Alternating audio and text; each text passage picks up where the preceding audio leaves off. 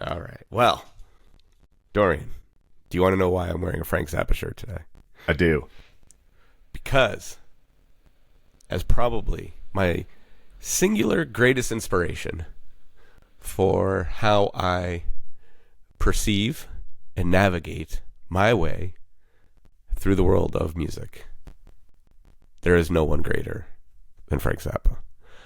And one of the greatest traits of Frank was his 100% pure willingness to talk about anything. So, in spite of numerous people telling me that I shouldn't say anything, here we go. Over the weekend, our podcast became a hot topic of conversation on Reddit. Oh.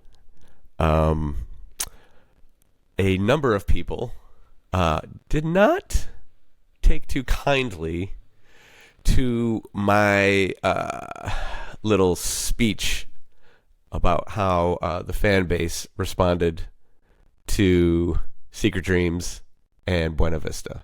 Okay. So, I'm going to start by saying this.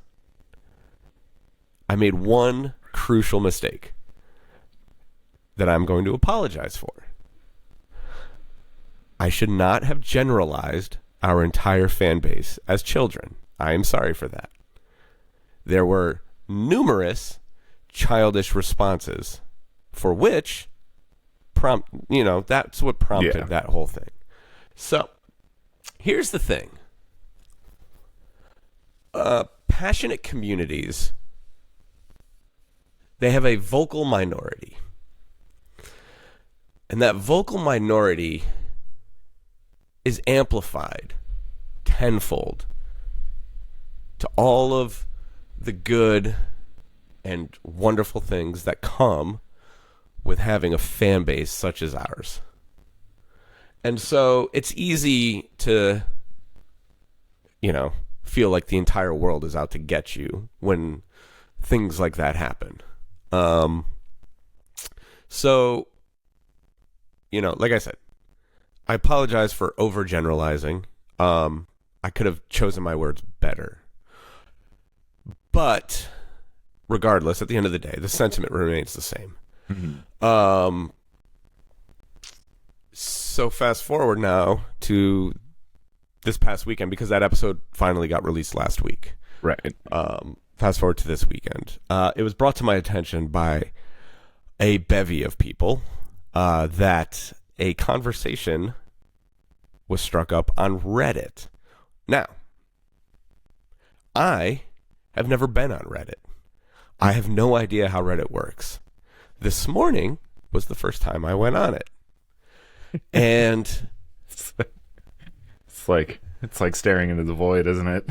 Oh boy. Well, so here's the thing. I was shown some screenshots over the weekend of both good and bad things that were said. And, I, better than most, take all of this with a grain of salt. I can take shit talking. Mm-hmm. I'm a shit talker. So it would be very, wrong of me to be offended easily. And so in the moment, I sit there and I think to myself, this is hilarious. I can't believe it's getting this kind of response. Mm-hmm. And I'm going to go into a few specific areas without getting specific. Okay. And then we're going to take this conversation into a more broader place. So this will be the least fun episode that we've done. But it's an important episode. And I hope a lot of people listen to this. And I hope a lot of you listen to all of it.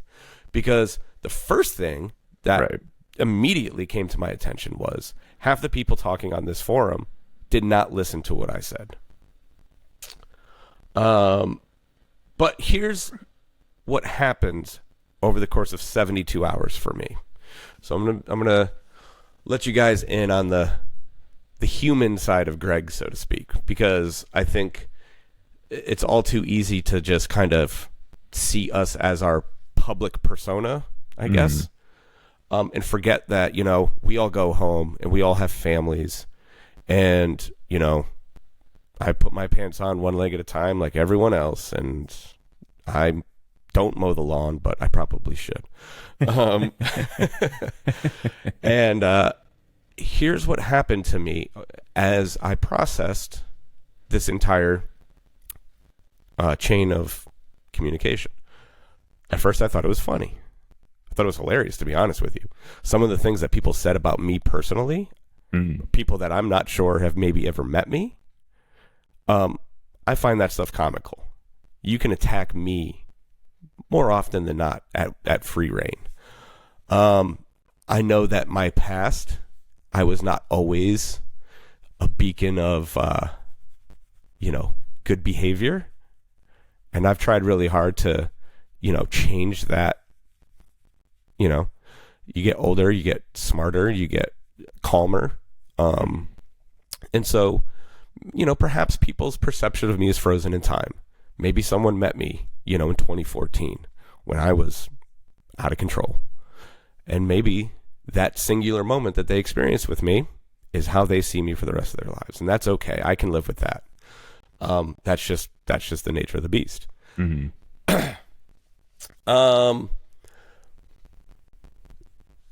Where things changed for me over the course of these last 3 days is something dawned on me. For the entirety of our existence, most of these conversations existed on a private forum on Facebook. Right? Mm-hmm. There's the Pretty Lights family. There's another group that I'm not going to acknowledge, but you guys know who you are. And at the end of the day, it's behind closed doors, so to speak. And that's okay. But when I got home and I talked to my wife about this, and I looked at my kid, and something occurred to me for the first time. In 5 years, when he's old enough to, if he was to Google search the laser shark, this could potentially be one of the first things that he finds. Mm. And that fucked with my head. Yeah. So I want this to be a proactive discussion. And I want us to be able to address things like adults.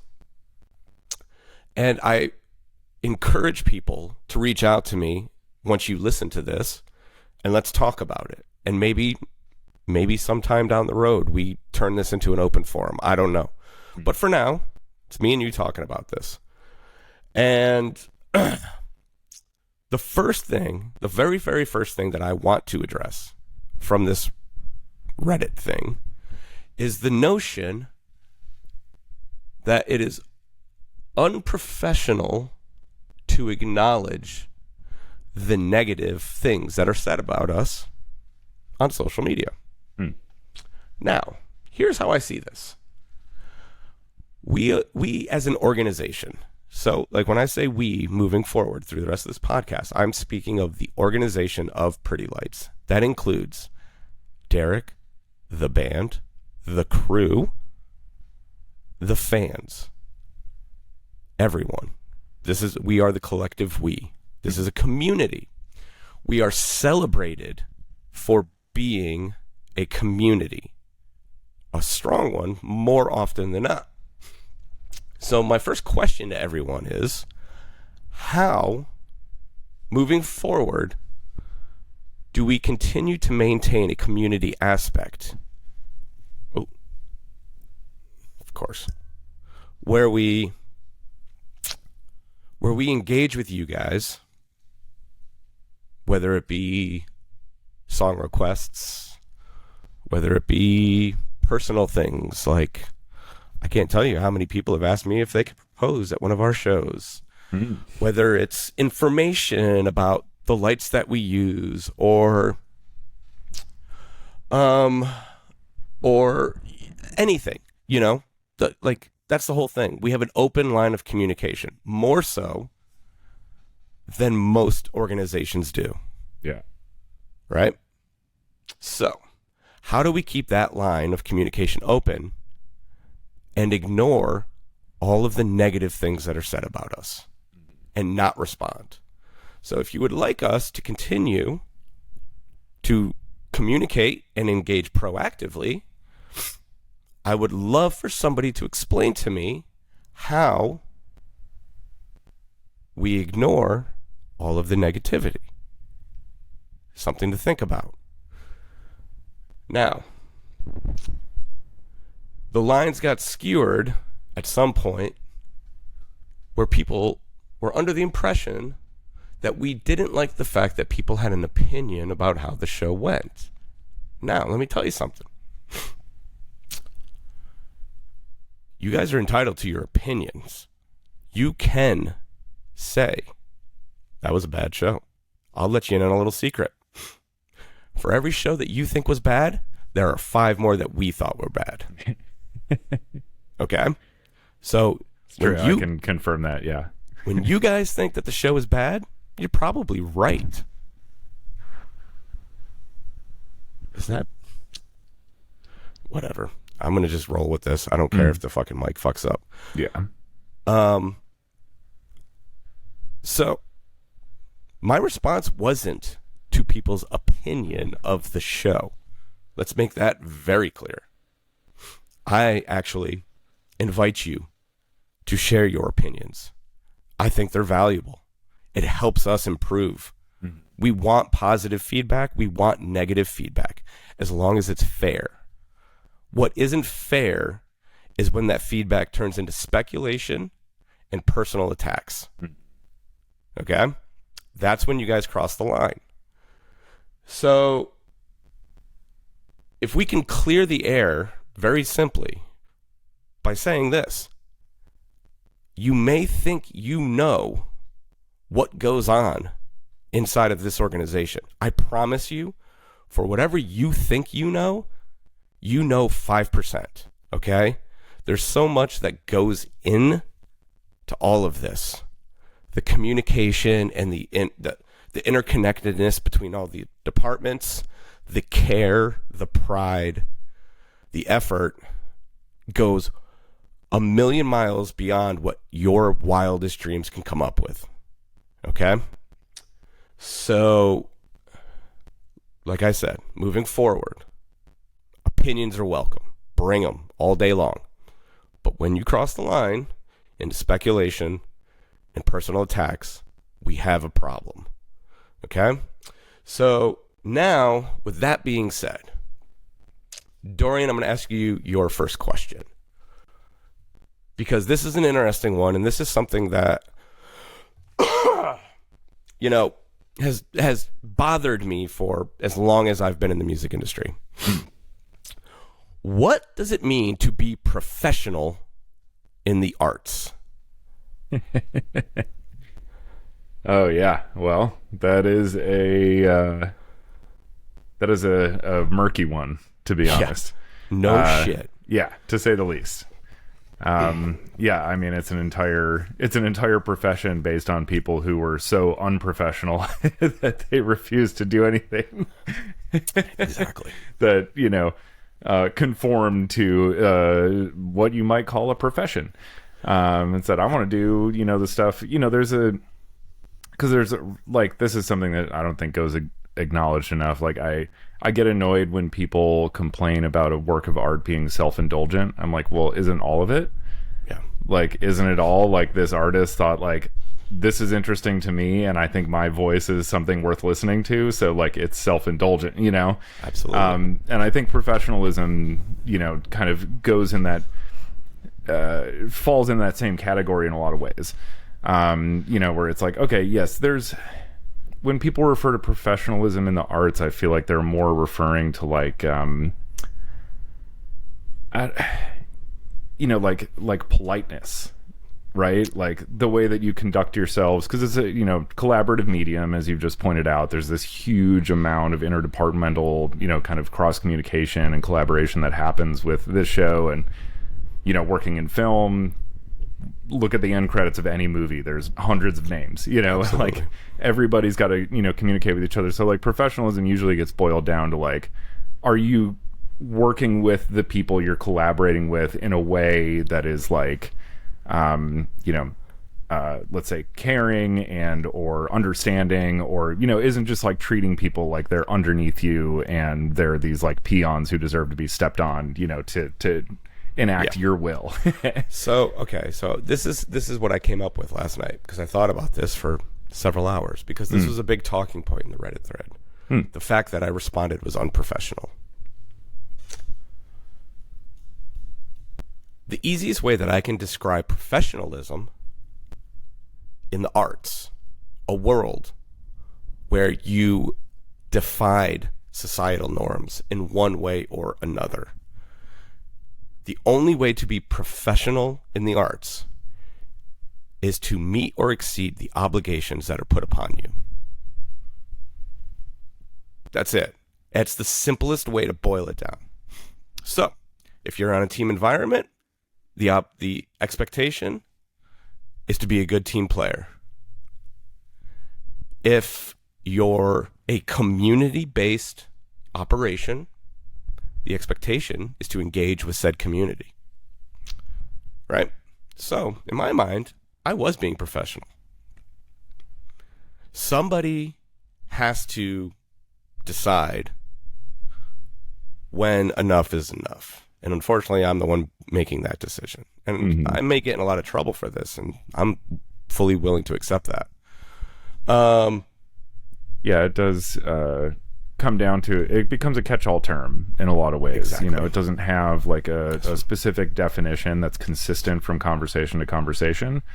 It just kind of gets, you know, utilized and like wielded in any instance where somebody isn't happy with what you did in a way that they can't criticize in terms of the art, right? Yeah. So anything that is outside of that they're not happy with is like now unprofessional. Sure. And I'm sure, you know, I think there's, you know, plenty of, I think your definition is, I think that probably very definitional, right? Like, well, you I try have to a make profession. it, I try to make it more universal. That's right, the way I try to approach this, right? Because like the expectations of a lighting designer and the expectations of a musician and the expectations of an artist like a painter and the expectations of a director and the expectations of an actor are all very different, right? But at the end of the day, we're all artists in our own way.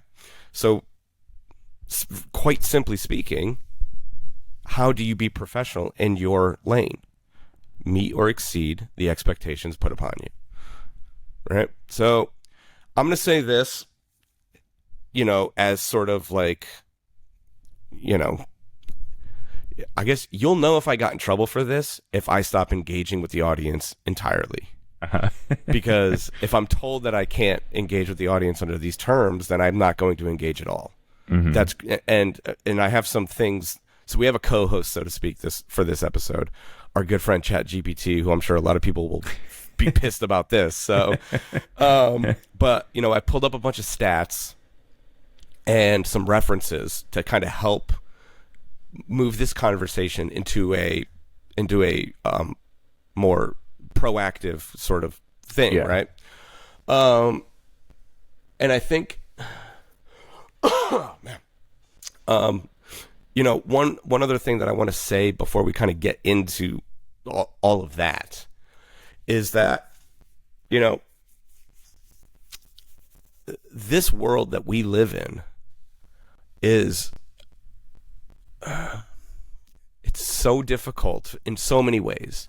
And like, you can hear it in my voice, right? One, I'm emotional, and two, I'm a little under the weather, which I always am after these shows, because the demands that I put upon myself are fucking excruciating, right? You know, we played 3 sets this weekend. I was with Derek for his secret set on Friday, and then an early set on Sunday, and then a late set on Sunday. And I did not sleep very much because I had a lot of work to do. And, you know, festival grounds are dusty, and it's just, you know, you're in the sun, then you're in the cold, and it's this, and, you know, and it's just the taxing nature of what we do physically, mentally, emotionally. It can be a lot sometimes. And every time we come home from these big festivals, I am inherently under the weather in one way or another. And that's something that it just comes with the territory. But the thing that, like, when people want to, and I tried to allude to this, in the last episode where I was like, it's an energy thing.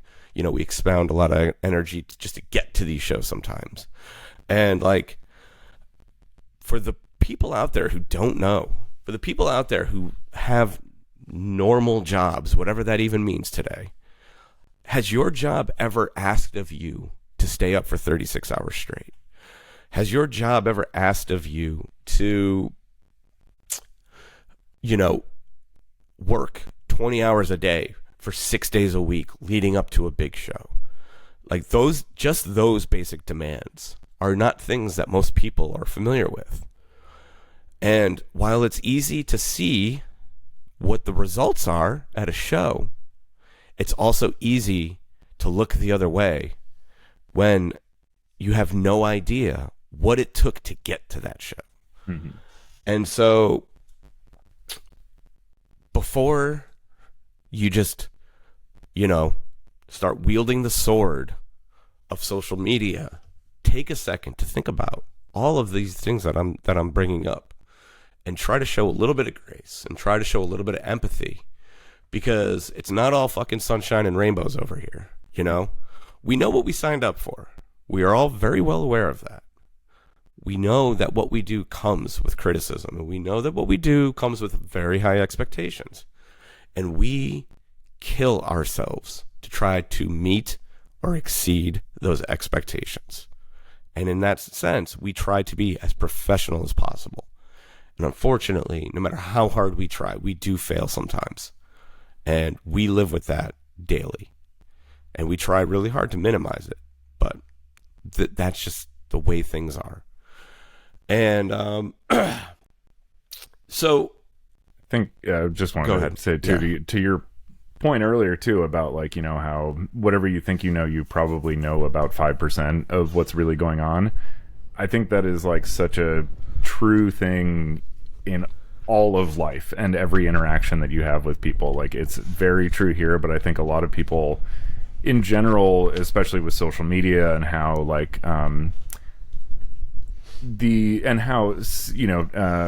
seemingly transparent people's lives are and things like that. It's like, it's easy to assume that you kind of know everything that's going on with somebody and judge them based on those things, but it's so unfucking true. Yeah. Not just with pretty lights, but I think with your friends, with your family. Like, this is true for myself too. I'm saying this of, like, everybody.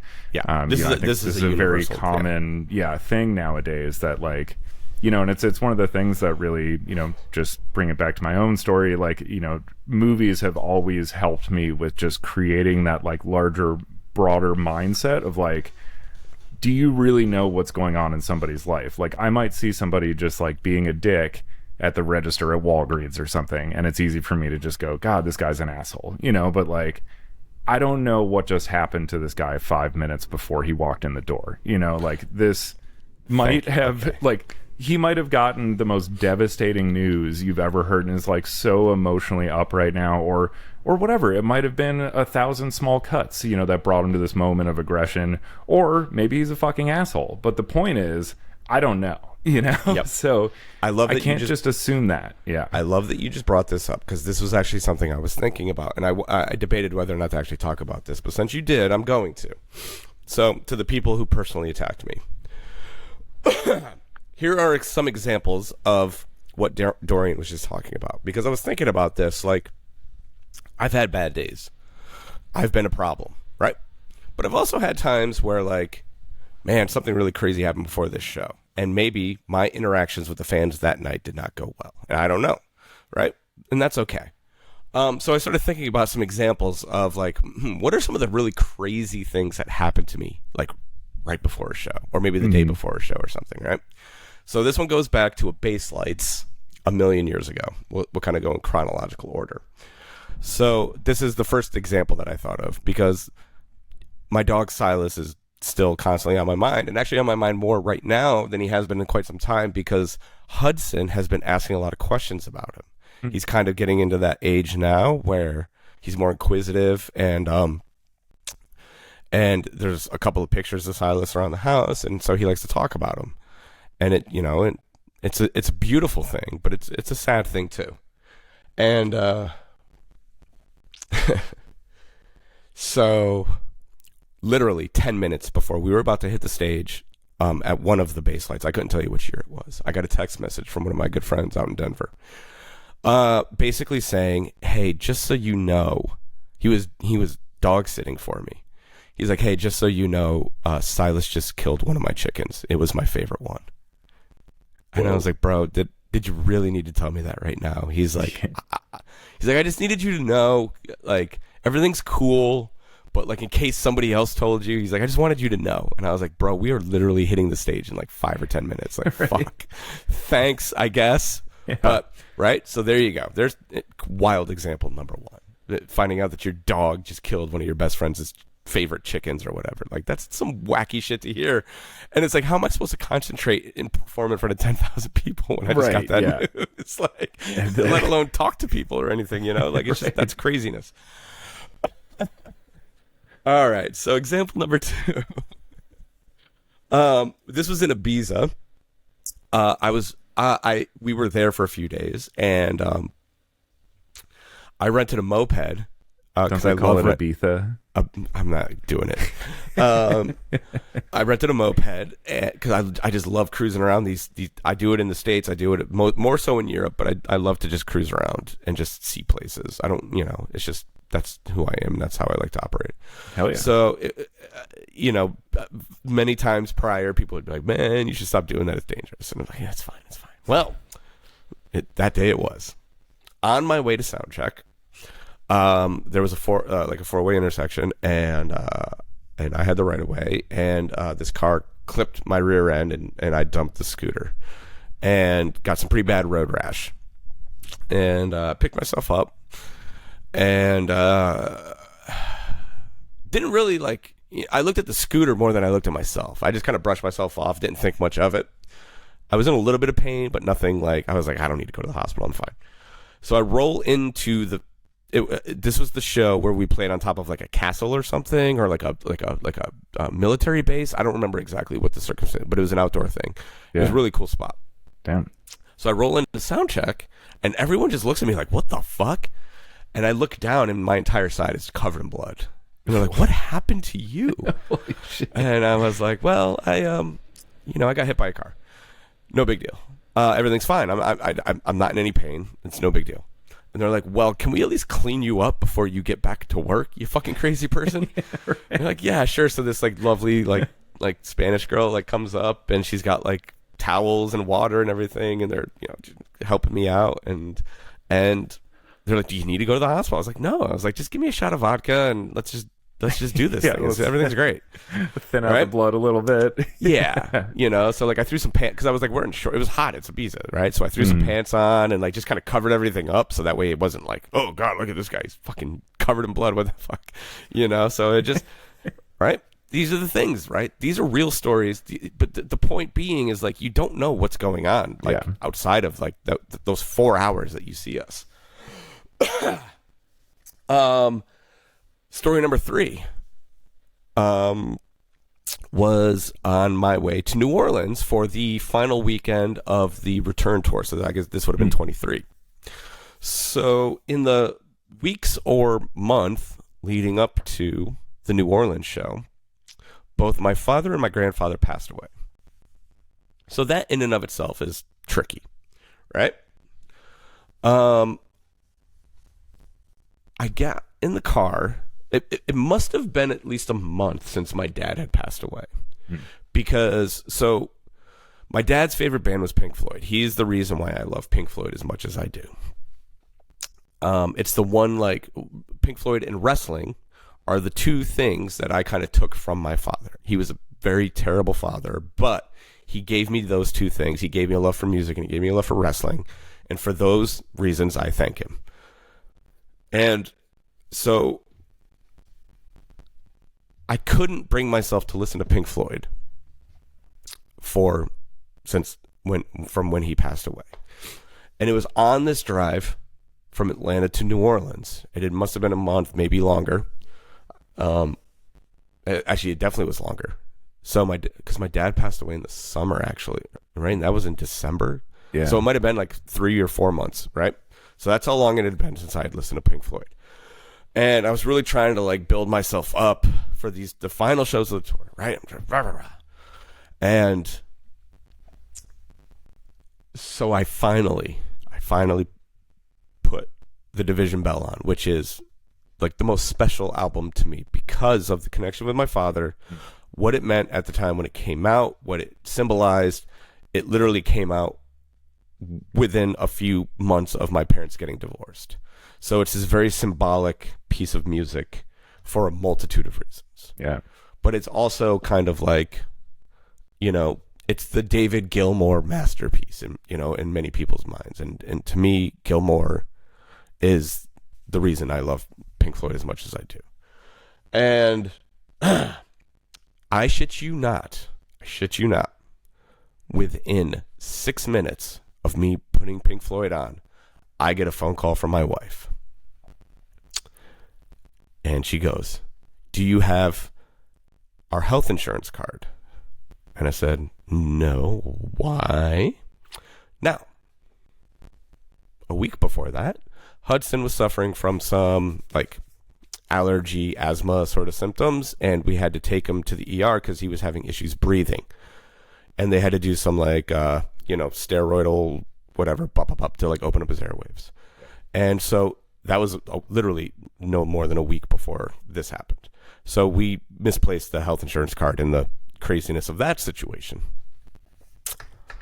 Well, my son took a fall at a friend's house and got like 6 stitches in his forehead. Ooh. No less than 5 minutes after the first time I had put Pink Floyd on, after the passing of my father. So, like, you know, people, you know, you can buy into like these spiritual things or not. The point isn't really that important in that sense. It's more so I'm dealing with the grief of losing my father, and I'm also dealing with the fact that my son is in the ER getting stitches in his head as I'm driving to these shows in New Orleans. A lot of shit to fucking think about.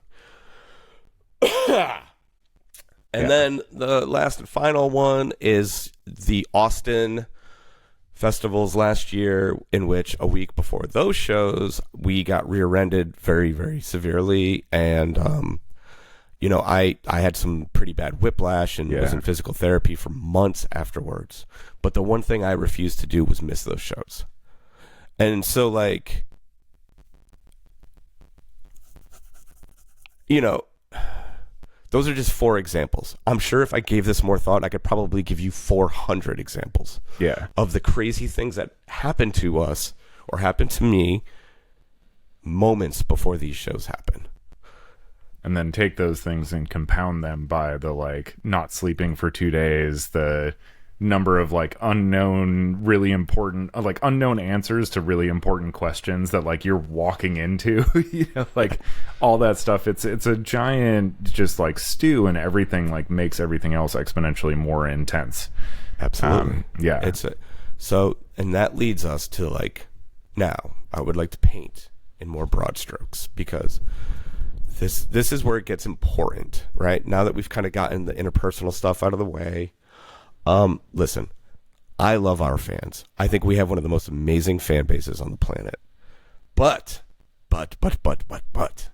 it is very, very easy for passionate fans to turn into toxic fans. Mm-hmm. And that's what we're trying to avoid, right?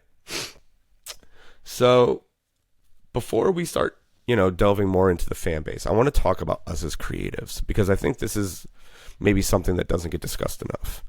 Now, there's generalizations, and there's surveys, and there's statistics, and there's all sorts of things that you can, you know, use as leverage for argument's sake, right? But one, you know, simple generalization that I think is fairly well accepted is that to be an artist, first and foremost, now this isn't to diminish anyone else's emotional levels or whatever, but it's generally accepted that artists are more emotionally connected to themselves, more emotionally intelligent maybe, or just emotionally they have a wider emotional range, perhaps. I don't know. There's how you want to like talk about that is that can get murky, right? Because it's all subjective. Right. But the idea is that we have really big feelings, both positive and negative, right? It's kind of I don't want to say it's a byproduct of our existence, but it's probably more of a cause. It's probably more a cause of our existence, right? I would venture to guess that more, statistically speaking, more artists come from some sort of damaged background, some poor traumatic experience or bad upbringing or whatever, you know? But it's what makes us able to create art. It's one of the things that helps us create art, is our ability to look inward and feel things and then be able to project those feelings out into the world, right? So, you know, like, if you think that it's okay to be as unfiltered and honest as you think you should be, more often than not it is. But just remember that the person on the other end of that conversation is hypersensitive, more than likely. And your comments and your thoughts will have a much greater impact on them than you probably realize. And they'll find ways to justify their feelings, just as I did earlier, right? Yeah. And go ahead. Oh, it's been a, much lamented effect of communication, moving less so from interpersonal, like say face-to-face conversation, phone calls, things like that, to text messaging, social media, stuff like that, because there's a complete lack of reciprocity, right? Like there's no longer, it's not a bi-directional conversation. It's like each person is choosing to keep engaging and can just like walk away at any point. Like you could just say something like super shitty on the internet and then just like leave the conversation, and there's no resolution to it or anything like that. And, I mean, that's such like a big part of, I think like what is feeding into a lot of this is like it's easy to just, okay, Greg is this like, he works for this famous musician, he's part of this like big act and stuff like that. He's untouchable, he's not like reading the Reddit comments or like whatever. He's like and more often than not, I'm not. Yeah, that's right. But it's easy for people, I think, to write those things and toss them like they're just being thrown into the ether. But it's like, it's not, like those things are there. Even if you don't read it tomorrow, you might read it in a year. Or as you pointed out, your son might read it in 5 years or, whatever. It's like those things are there. They're indelible. They'll be around. There's no erasing it. That's been, like the stuff you put on the internet is forever until the grid completely shits itself and the aliens come and take it all away from us. Yeah, the internet. Just remember that too, to quote the excellent film The Social Network, the internet is written in ink. That's that's the way it is. But yeah, and so I think there's just a lack of like specificity and a lack of like real engagement in terms of like not only like seeking to understand, but like recognizing the fact that what you're saying could, rather than just be like a dog pile of shit because like, hey, somebody said something I wasn't happy with, so let me just like throw my emotions all over the internet. That it could be a moment to recognizing that it could be an opportunity to begin a dialogue and a conversation, even if you can't discuss it with the person in question, but amongst yourselves about like, what really is the grievance here. Again, just throwing out these terms like unprofessional and then everybody saying, yeah, unprofessional. It's like, okay, do we all agree on what that term even means? We're all agreeing to it, but I don't know that we all agree to like what the meaning of that word is. Yeah. It's just become something that like anyone can imprint whatever their feelings are onto that word. And, rather than like, just saying those things, like be specific, like take the time to really like, if somebody really had like a genuine criticism and I think like voiced it in a way that was,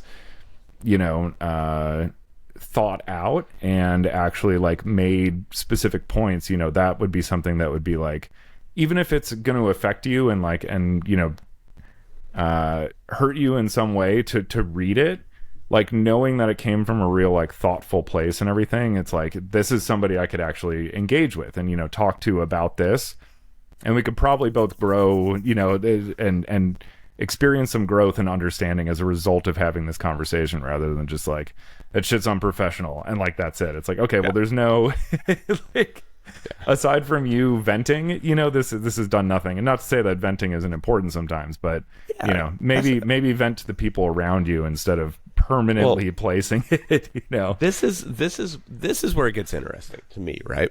Because I think about, sorry, I forgot to mute my phone. I think about myself as a fan, right? I am part of two of the most toxic fan bases on the planet. Fish and professional wrestling, right? Like, let's call it space. Shit, I didn't know you were a gamer, Greg. We just talked about this. Well, there's another one. It's a pretty bad one. Yeah. But the gamers, I mean, gamer communities, I think maybe there's a little bit more barriers to entry to getting to the, you know, like, it's not so personal maybe, or interpersonal. I don't know, right? And I could be wrong about that. But when I think about, right, like when I think about Fish, right, because people say to me all the time, they're like, I bet you've shit on Fish on the internet. And I'm like, you know what? I haven't. One, because I never really participated in those forums when I was just a fan of Fish before I got in the music industry. I was a young kid who just like was in love with the band, and like in my mind it never made sense to be like, well, like, oh, Trey's on drugs and blah blah, like, oh man, like he had a bad night, that sucks. Yeah. That's a bummer, right? So, you know, man, it's like, and I think about those two entities, right, in similar way, and we've talked about this, right, the holy trinity of live performance. Fish and wrestling are two of, and honestly, the Howard Stern community is unbelievably toxic too. Yeah. There are articles about him right now that are fucking out of control. He's been on summer vacation and people are just shit talking him all over the place, right? So let's think about this for a second, right? Because this is actually an interesting thing that hadn't really dawned on me. Someone did say it in the Reddit forum. They're like, welcome to being a jam band. Like, this is just comes with the territory, right? And it's like, okay, well, fair, I suppose. Yeah, but like, but also only because you're doing it. Well, here's the thing, though, right? We open ourselves up to more scrutiny because we are taking chances, right? Now, I've always had it in my mind, right? And I'm sure that most of our fans do too, that there is a give and a take when you are a fan of a artist that takes chances. It's just inherently natural that if you are trying beyond your means to do new things, that sometimes those things aren't going to work. Yep. And like I said, we internally are 10 times more critical than you guys are, right? But here's where the problem lies. And I could say the same for Howard, and I could say the same for Fish, and I could definitely say the same thing for wrestling. Because, you know, as the years have gone by, and the knowledge and the information and this and that, right? And you hear how people think about these things. The reason why I started this podcast is because I was inspired by the podcasters that I listened to who helped paint a picture about how to do things within the field that you love, right? So one of those consistent things across the board, regardless of what medium it is that you have to be hyper self-aware. Hyper self-aware of your successes, hyper self-aware of your failures, hyper self-aware of your shortcomings, right? And you have to make effort to improve upon those things. And you have to make effort to eliminate as many of the roadblocks to success as possible.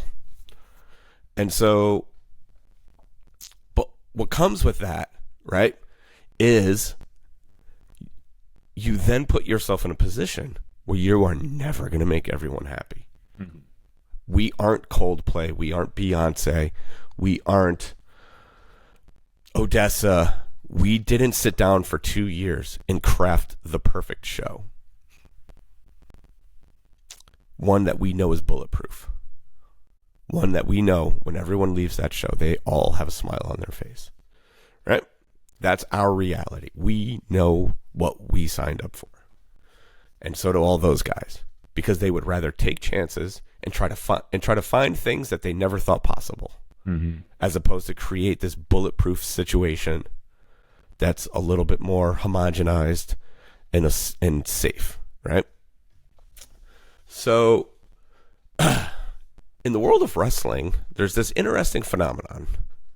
It has become so toxic and so detrimental to the health of the community that they actually have an acronym, the IWC.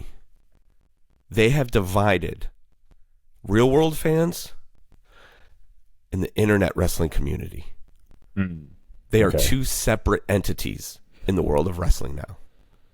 And I don't think that anybody wants that. Mm-hmm. But that's the byproduct of incessant shit talking and gatekeeping and patronizing and overanalyzation and so on and so forth. That the internet wrestling community is considered a joke to the professionals that run that show. They listen to their fans in the audience, and that's it. Right. They don't give a fuck what those people say on the internet. Honestly, good or them. Bad. Yeah, that's right. But here's what happens with that: is now you have a whole bevy of voices that aren't being heard for the better, right? Mm-hmm. When you cut yourself off, now you limit your what's that word I'm looking for? You limit your pool of people that you're pulling from. Right, and it's great to hear the feedback when you're in a sold out building, mm-hmm. right?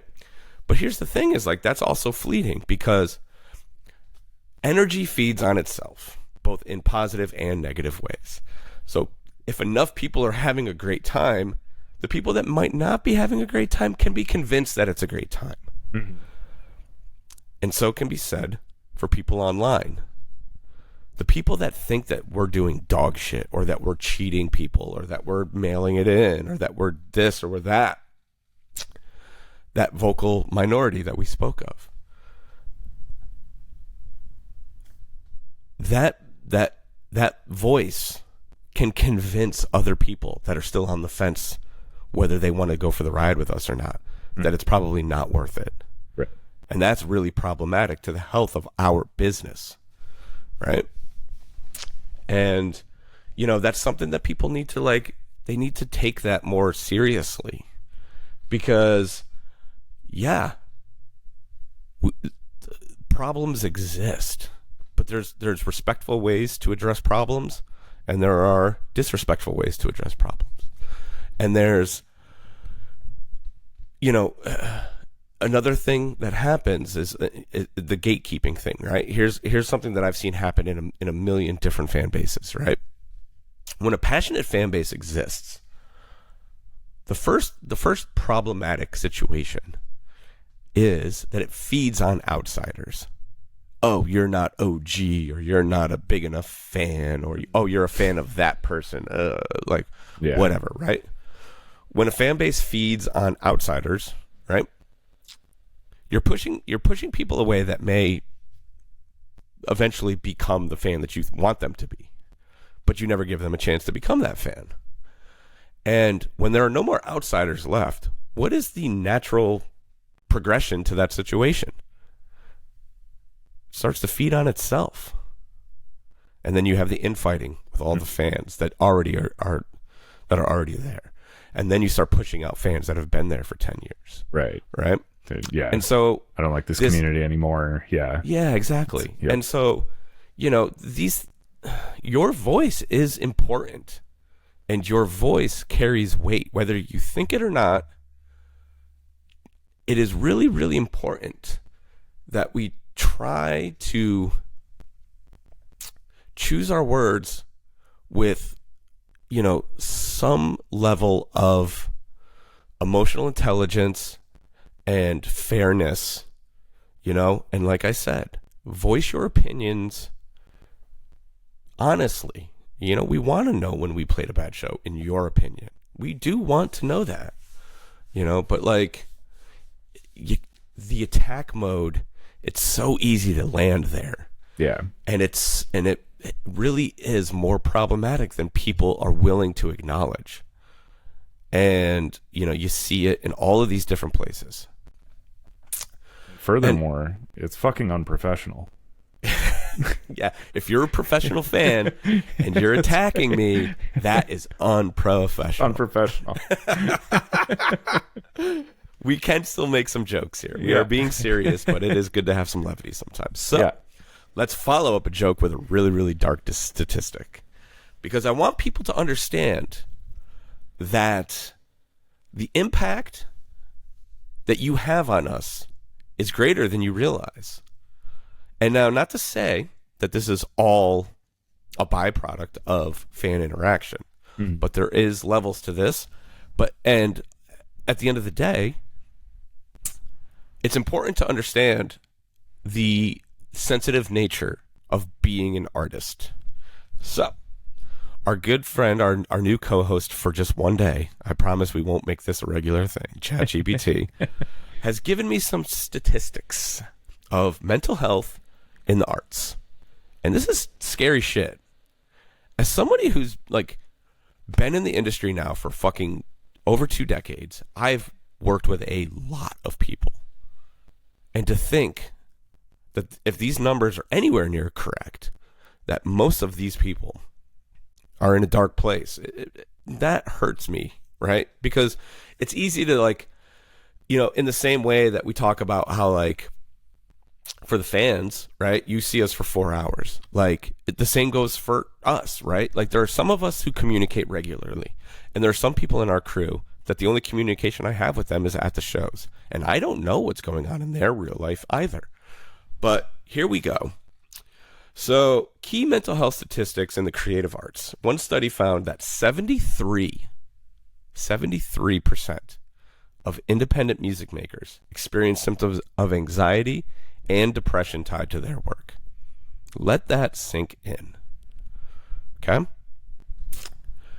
From there, Help musicians reported that 71% experienced anxiety or panic attacks, and 65% experienced depression, compared to just 19% in the general population.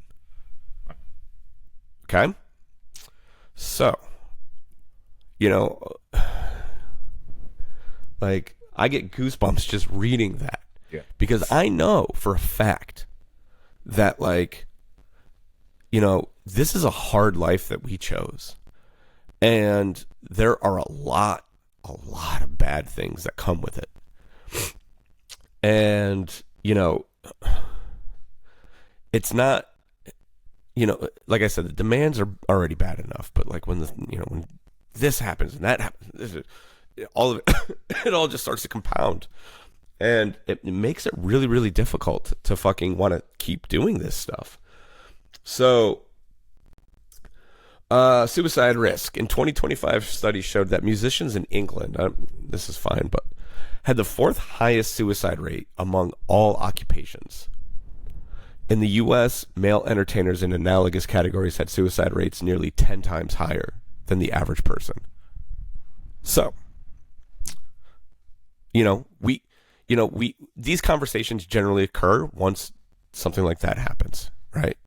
Whether it's an accident or whether it was intentional, like the Avicii thing, I'm not sure how Charles I died, but these young deaths, right? Let's take this beyond suicide, because drug overdoses generally aren't suicide, but they are a byproduct of the shit that I'm talking about. Right? So you can almost lump these into the same category, unfortunately. Amy Winehouse, this person, that person, and the list can go on and on, right? This is a really, really, really fragile ecosystem. And it needs to be treated with care, and it needs to be treated with respect, because we don't need people dying. We don't need people leaving. We don't need great minds walking away from this because they don't want to deal with the bullshit involved. Right? So, in your world, Dorian, a survey from UK's film and TV charity found that 35% of screen workers rated their mental health as poor or very poor. 64 had considered leaving the industry. Disturbingly, 93% of crew members in 2021 reported witnessing or experiencing misconduct and self-harm. Self-harm. Like, the fact that that needs to fucking be talked about. Now, like I said, these are broad, but the point that I'm trying to convey to everyone is, like, there is a darkness that surrounds the arts. The more this becomes a business, the more this becomes professional, the darker it gets. The more money is involved, the more pressure is involved, the more people who don't understand the arts is involved in the arts. All of these things work together to destroy the arts, you know, and destroy the people who are generally trying to create great art. Right. And, you know, let's be better to the artists that we love, because we don't want more statistics like this. We want to get these numbers down. Absolutely. Right? Yeah. And it's definitely bears mentioning, that this is not a call to, like, never be critical or anything like that. Absolutely, but that's exactly it. That's exactly it. Is, like, most of this stuff is not criticism. It's not, like, constructive in any way. Yeah. Like, real criticism in my mind, can point to faults, but also, like, kind of lays out for the benefit of the person who made these perceived mistakes what they were. Absolutely. Instead of just being like, that was shit, LOL.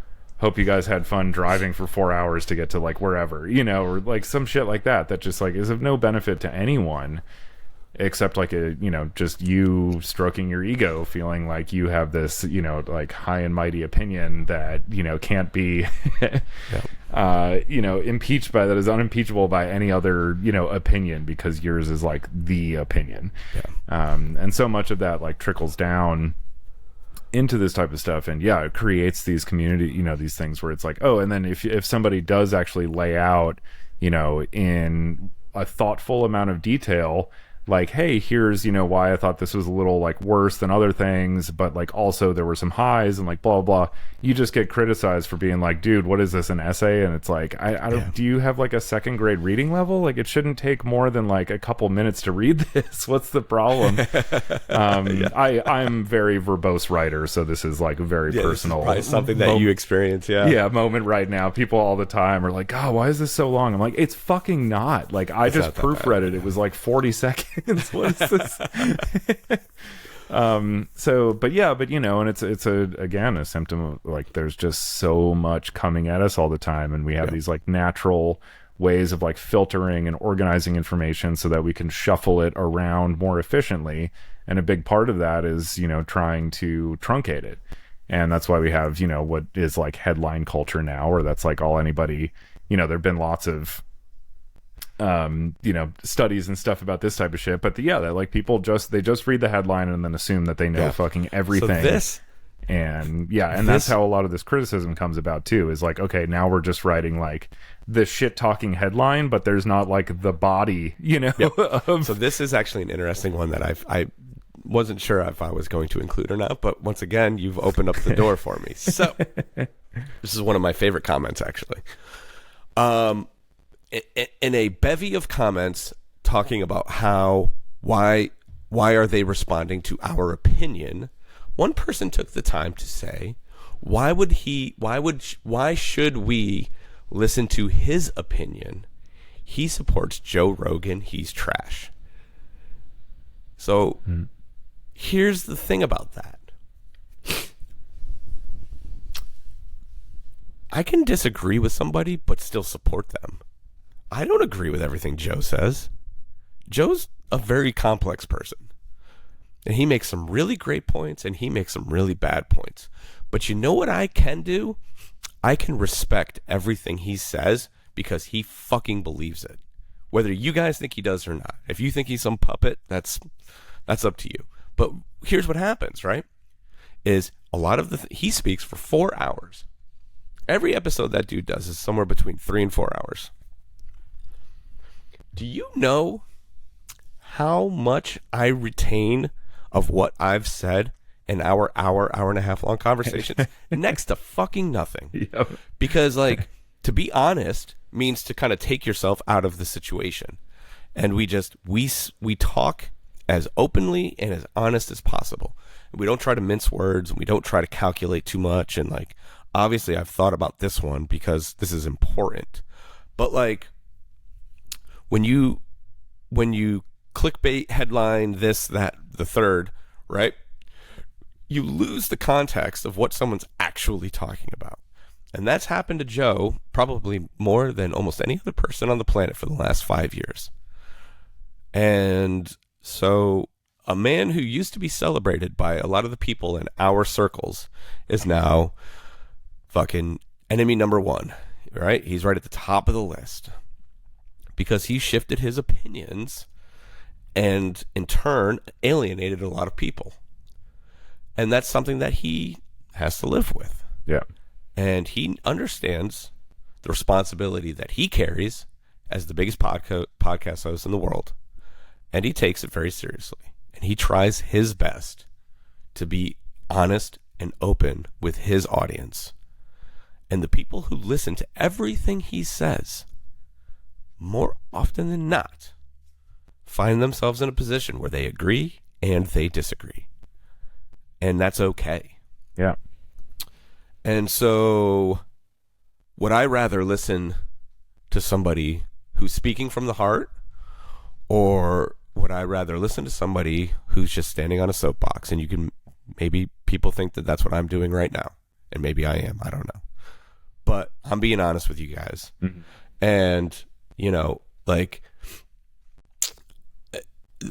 I think a big problem that we have in the entire world right now is that we just cut off people that we disagree with, and that's unfortunate. I've learned a lot from folks that have differing opinions from me, and I think that's a great thing. It's good to be challenged, yeah, for sure. You know, like, here's the thing, right? It's like, to be this like high level thinking person, your goal in life shouldn't be to get everyone to agree with you. Right. Your goal in life should be to accept the fact that we all think about things differently. And the sooner you can get to that place and then have the ability to hear them out on their terms, the better off this entire world will be. So there's one thing here that kind of stood out to me. And it kind of goes back to the whole thing of like the sensitive artist that I was talking about. Mm-hmm. Did you know that there's a thing called the Sylvia Plath effect? This is an interesting one. And this goes to the point. Can't imagine it ends well. No, it does not. So the Sylvia Plath effect, this kind of speaks to the idea of the sensitive artist.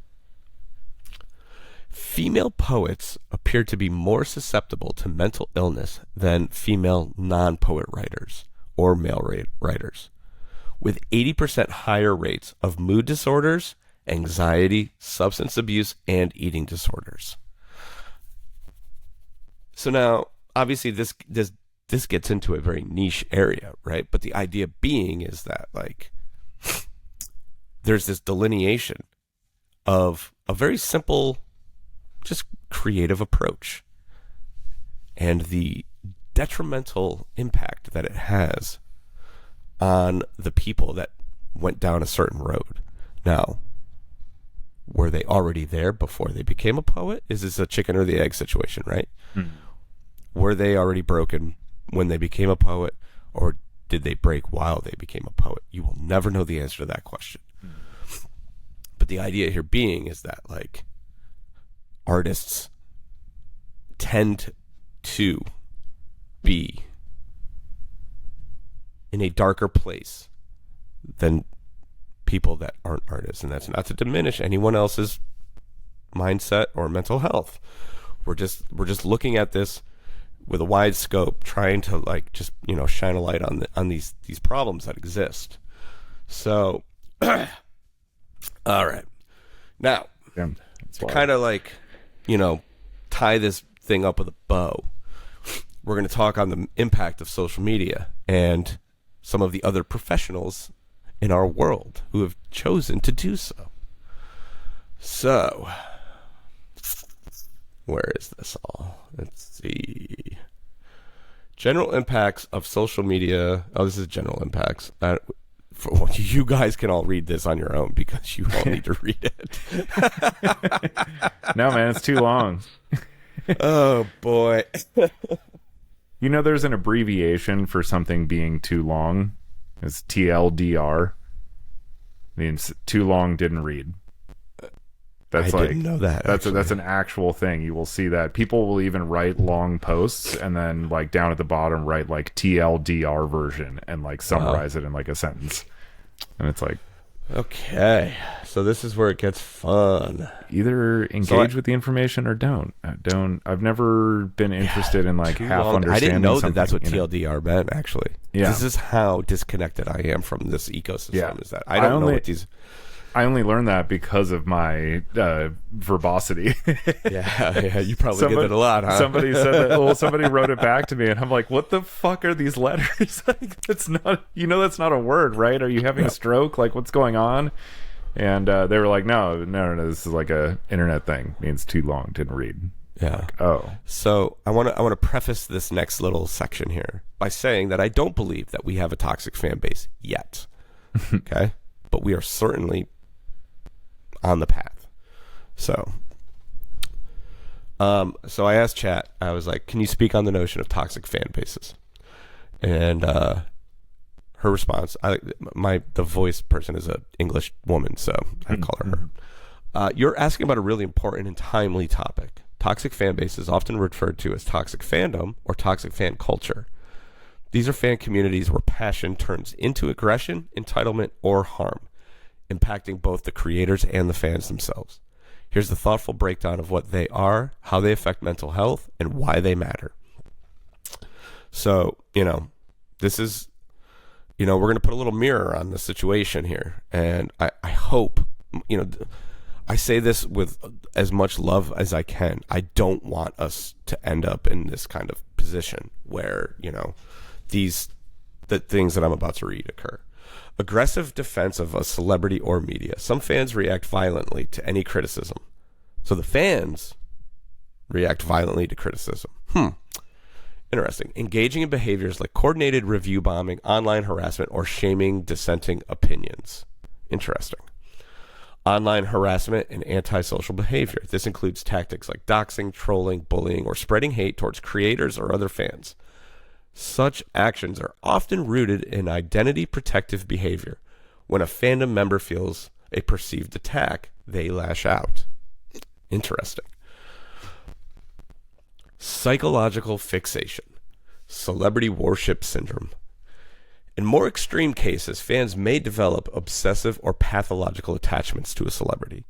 This involves intense personal or borderline pathological behaviors, and it has been linked to increased anxiety, depression, negative body image, low self-esteem, fantasy proneness, and dissociation.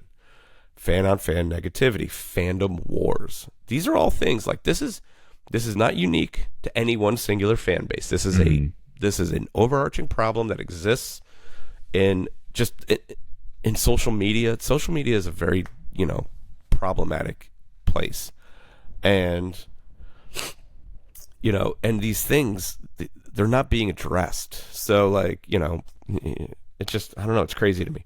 When fans target other fans over fandom purity or differing opinions, these wars can cause stress and anxiety and undermine the sense of community that fandoms typically offer.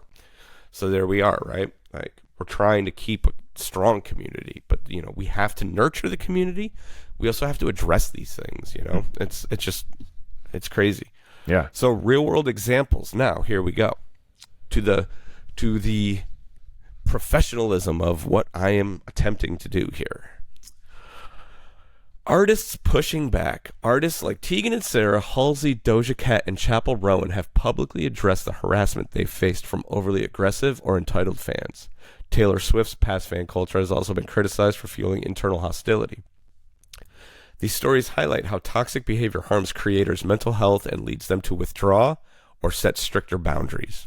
And that's where, I don't want us to go, and so we're addressing this.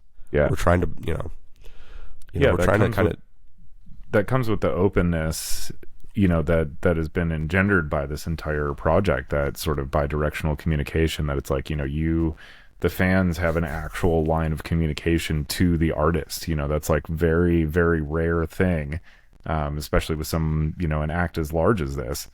And, I think to keep that healthy, as unprofessional as it may be perceived to bring up the negativity, I think it's the responsible and necessary thing to do.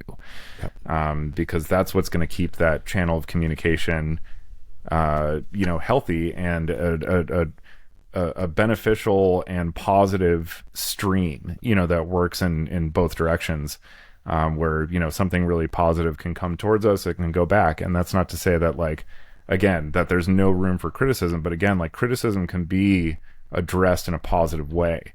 Like, I've grown more, from anytime, like, okay, I made a movie several years ago called Chicago Rot, and a lot of people don't fucking like this movie.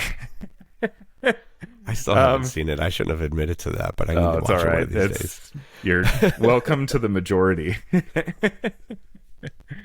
A lot of people don't like this movie. Hey, can you make me a VHS copy? I can't make any more. I could. I don't want to make any more. Well, why don't you just dub your Blu-ray or whatever to VHS and send me a copy? I can watch it. I'll make a copy. You know what? It's really just the box. It's the I don't need the packaging. Okay. I just want the format. Sweet. I can definitely do that for you.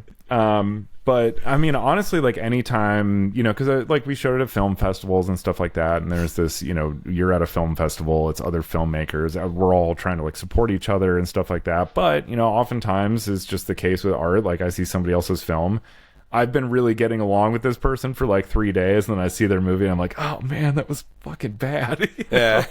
But I think it's even more important for us to be honest, instead of just me patting him on the back and being like, great job, dude. How empty, and how dishonest and how unhelpful, like, that is some of the most, like, and great. Like, sometimes if people just, like, see something I made and they're like, I really enjoyed it, and that's all they have to say, like, cool. If that's honest, then, like, I love that. That's great. Thank you. That's what I wanted, obviously. But anybody who I can tell they're kind of, like, dancing around something, like, I start pressing them, because I'm like, no, tell me. Like, what didn't you like? Because this is how I fucking learn. This is how I get better as a creative, Yeah, absolutely. And then eventually, and we end up having this great conversation. Those were, like, the people I ended up talking to for, like, 2 hours after the movie. It wasn't the people that liked the movie. It was the people who didn't, because I wanted to hear what they had to say. And you'd hear all these interesting things, and then eventually we were like chatting and had a good time, and we were hanging out, and I'm like friends with some of these people now, and they still, to this day, I'll be like chatting with them, like, your movie still sucks, but like, but it's totally cool. That's, like, part of the relationship and everything. Yeah. But there's a way to, like, be able to do that. There's definitely, like, there's an art to shit talking. That's the thing. Yeah. That's been lost in a lot of the online shuffle, where, again, Absolutely. It's like one person makes a witty but, like, genuinely, like, shitty comment, everybody starts upvoting it on Reddit or, like, liking it or whatever, and then it's easy to just jump on and be like, yeah, fuck that guy. But instead, what we could have is, like, maybe if there were conversations like this happening, maybe Greg wouldn't have waited till this morning to be on Reddit to participate in them or to see what was going on. There's, like, you get out of the universe what you put into it. And if you're actually creating a space where, these, like, really good, like, high level, actually, like, intelligent conversations are occurring, then I think people are going to gravitate towards that actually want to have those types of conversations, including the creatives themselves. But if you want to just have a place where you can all just, like, voice knee-jerk reactions, then, like, that's all it's ever going to be.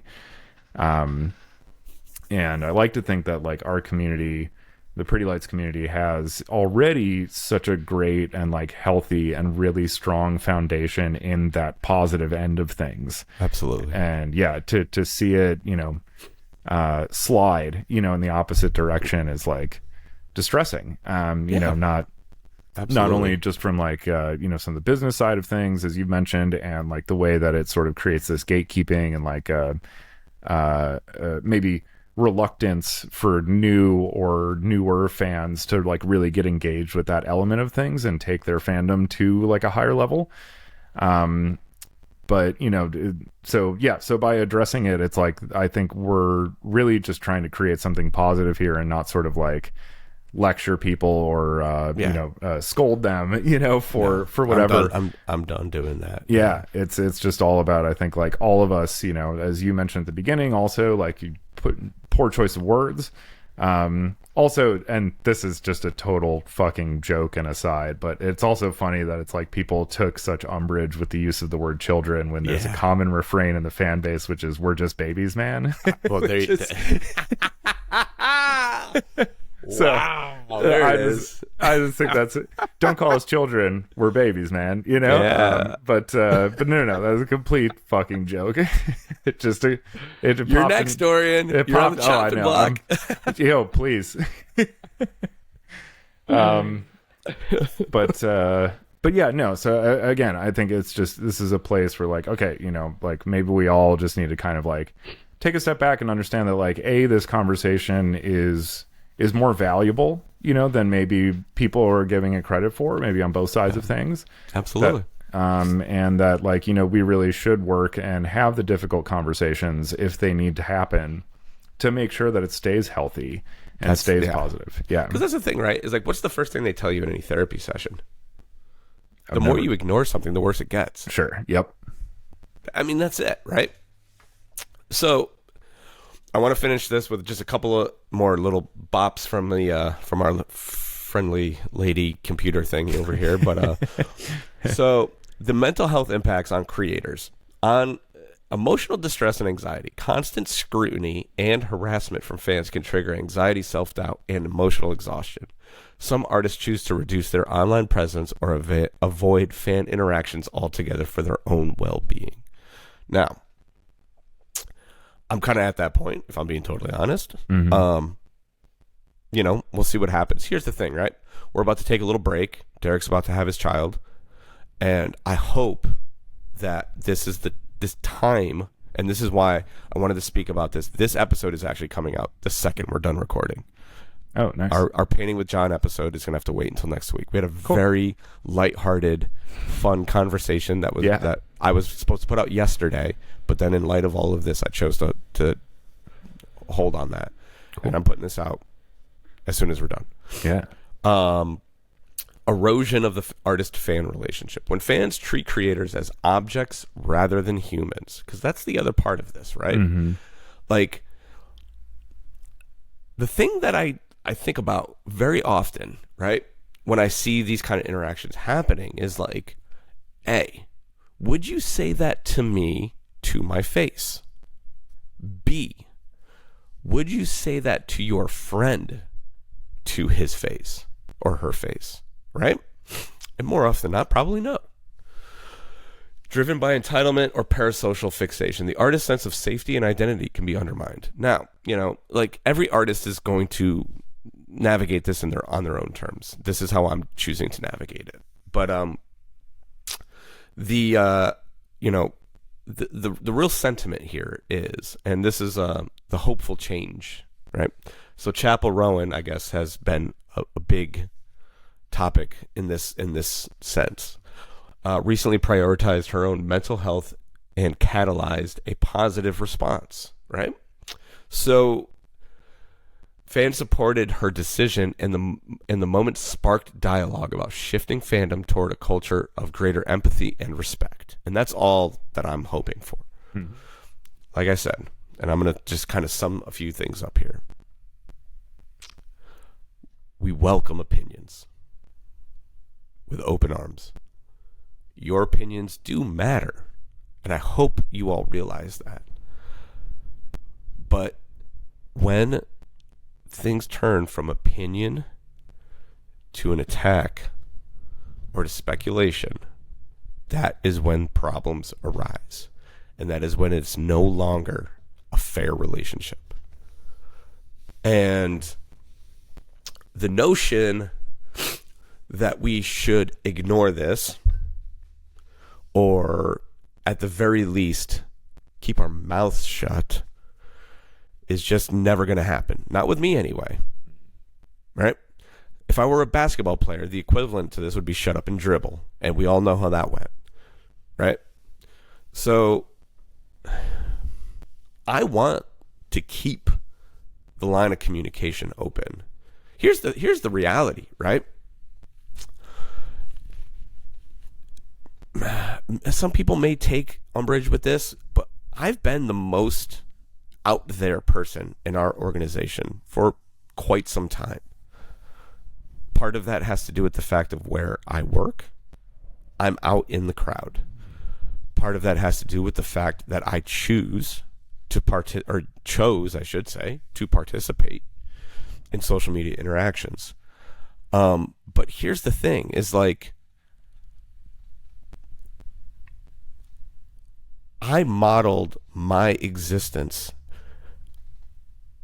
after artists like Fish, Grateful Dead, Frank Zappa, and they're all of them. They valued the fan interaction and the fan participation above all else, well beyond what any other artist, like when you think about it, right? Most artists, especially like in the true days of rock and roll, right? They were only interested in sex and drugs. Do you have drugs? Can I fuck you? That's it. Can we have there was no conversations. Mm-hmm. Right. Right? The Grateful Dead were different. They interacted with their fans. They found ways to include the fans in the things they were doing. Fish, same way. Mm-hmm. Now us, right? So for that communication and that interaction to continue to exist, there has to be an understanding that, like, hey, if things go a certain way, someone's going to speak up. And today, that someone is me. So, thank you. I hope you made it all the way to the end of this episode. And I hope that maybe you learned something. And I hope maybe, you can share this and, help encourage the people around you to be a more positive force in this environment, because this existence is very fleeting. We already lost it for 5 years once, speaking on just us, right? And you see so many bands, they either break up or they just disappear, or someone dies or this or that or whatever. And like, it's so important that we remember that, like, this is supposed to be fun. This is supposed to be special. And we should really try our best to have a perspective of enjoyment. Because when it's gone, it's gone. Mm-hmm. And yeah, there's albums you can listen to for the rest of your life, and there's shows you can watch for the rest of your life. But the minute it's over, you will never get a new experience again. So, I think to myself, like, I would give anything to see this guy just one time, right? Just one time. And that will never happen. And it is what it is. And, like, I love most of the people that I get to interact with. And I love the fact that I get to do what I do for people. It brings me so much joy and so much fulfillment to be able to do this as a fucking job where I can support my family and I can build a wacky studio and I can experiment with all the crazy ideas that are swimming around in my head. And it would really, like a lot of the fun of this would be lost if it was an isolated experience. If the engagement didn't exist. So let's all take a little break and wish Derek and Uma luck. It could happen any day now. We're in the last couple of weeks, I think. I was gonna say, yeah, it's got to be heading down to the wire at this point. And just think about what you say before you say it. And know that people are always going to hear it and they're always going to see it. And with that, adieu.